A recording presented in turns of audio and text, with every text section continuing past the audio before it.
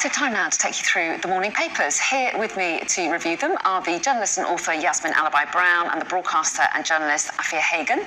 So a very good morning to both of you. Lovely to see you both this early hour. Lots to talk about, so let's get stuck in. Yasmin, you've picked out the picture story on the front of the Financial Times, and this is the ongoing horror of the aftermath of those floods in Libya. Yes, and I mean, the numbers are extraordinary. I think it's, they know for certain that 5,500 have died, but the estimates go up to 20,000, and we've become sort of kind of funnily immune to the news. You know, we had Morocco happen so recently when the earthquake took away, I think, still uncounted number of lives, and now Libya. And we are going to, you know, I think it's a bigger story than a dam bursting. Like with the Lebanon, like with so many countries, it's the politics and the history and that leads to these terrible tragedies. That's right. There are so many different layers, aren't there? But obviously the human tragedy is the one that people are focusing on now, rightly, because the search goes on for people, and in the meantime, horrendous repercussions of mass graves as well, causing health concerns too. It's just horror upon horror. Absolutely, and you know, estimating up to perhaps 20,000 people dead. I read today that fishermen are using nets to fish the dead bodies out the sea as if they're fishing for fish. You know, and like you said, the repercussions of mass graves, the spread of disease that could happen. We're heading into the winter months as well, and you're absolutely right, Yasmin, in saying that this is not just about, you know, weather, just about storm coming. It's about years of not maintaining dams, not maintaining bridges, spending more money on mercenaries from different countries than actually spending money on maintaining your infrastructure.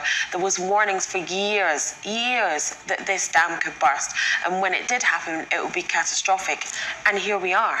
Yeah, and the Attorney General of Libya's Eastern government, which gives you some clues of the political instability, the fact there's more than one government there, has vowed criminal trials for anyone deemed responsible for mistakes or neglect. So the political repercussions are bound to continue as well. Let's move on, shall we, to one of the other stories that's gaining a lot of attention. It's on the front of a few of the papers. Yasmin, you picked out the Mirror. Killer dogs to be banned. These are the XL bully dogs, which I'll have to confess I hadn't heard of. I hadn't heard of them, but then we get these stories from time to time, don't we? These specially bred vicious dogs. Apparently they're American, and a man was killed as he tried to protect his mother, and they've been banned. But I do think this is a bigger story than just, you know, we focus on this. Dogs going wild is a big story, and we've done very little about it. Well, yes, and the question, let's look at one of the other papers' coverage of it. I think it's on one of the others, The Eye, for example. XL bully banned in 2025 after an amnesty. They say, because there's the question of people who own them now, they say no mass cull.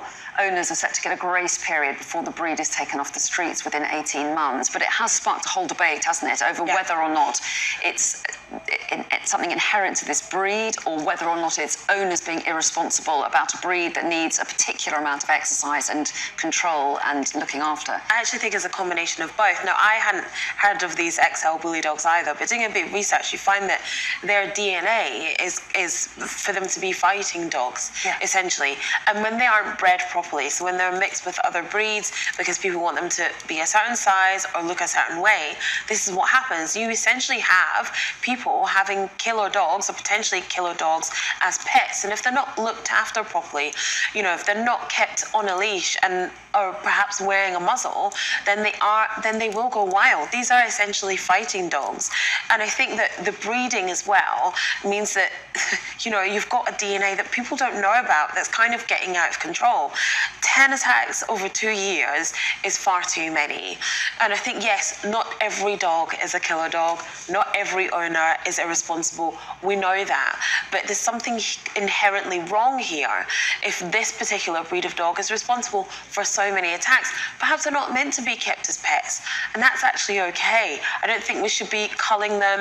I think people have to get them under control, perhaps a special license, perhaps they should always be on a lead, always be wearing a muzzle, but you have to control them, and then they shouldn't be breeding them, and we shouldn't have them as pets, actually. Well, yeah, and interesting to see whether or not making a breed legal makes a huge difference. But, you know, I think it's even bigger than that, because you can pick on this dog and, you know, that they're built and made to do this.